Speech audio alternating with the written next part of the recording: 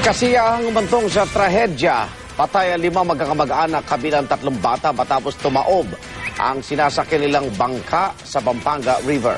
Para maiwasan ng ganitong disgrasya, irerekomenda na ipagbawal ng paliligo sa ilog. Saksi si June Veneracion.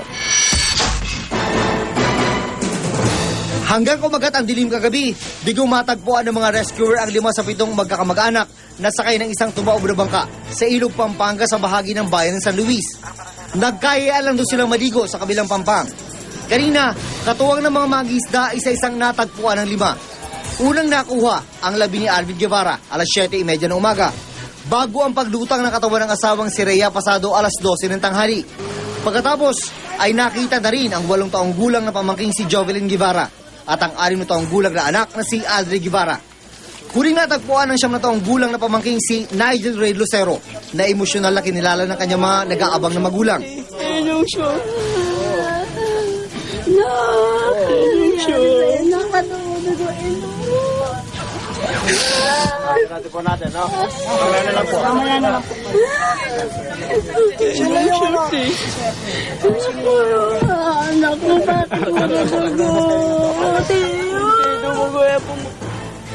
Sa paon ng investigasyon ng mga pulis, katatapos lang daw ng malakas ng ulan na magkayayaan ng mag-anak kabilang ang pamilya Guevara na nagbabakasyon mula sa Quezon City.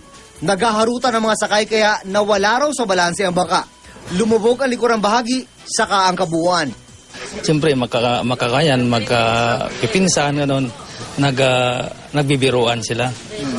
Na doon siguro, medyo nagkaroon ng hindi na balanse yung bangka. Yun isang cause. Isip ko, sabi ko, wala na. Patay na kami, sabi ko.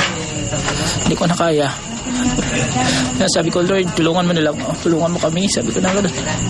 Maya-maya may water liling parating. Kaya inipon ko yung water lily. Buti naman may plastic sa loob. Nakabuhol siya ng gano'n. Nakatulong rin po. Yun inipon ko.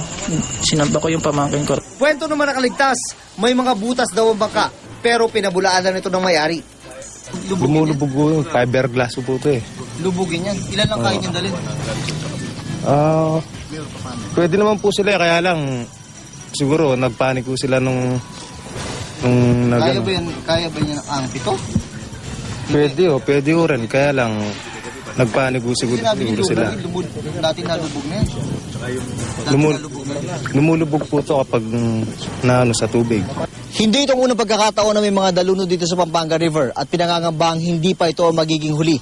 Kaya para maiwasan ang trahedya, irerekomenda daw ng Provincial Disaster Risk Reduction Management Office sa lokal na pamahalaan ng Pampanga na ipagbawal na ang paliligo dito sa Pampanga River. Nakikita nyo naman, summertime, nagkaroon tayo ng ganitong incident na talagang nalunod ang 5, including yung mga tatay at nanay. Now, yung safety nila, siguro gagawa tayo ng mga regulasyon, na precaution, na mga bawat. Mula San Luis, Pampanga, June Veneracion ang inyong saksi.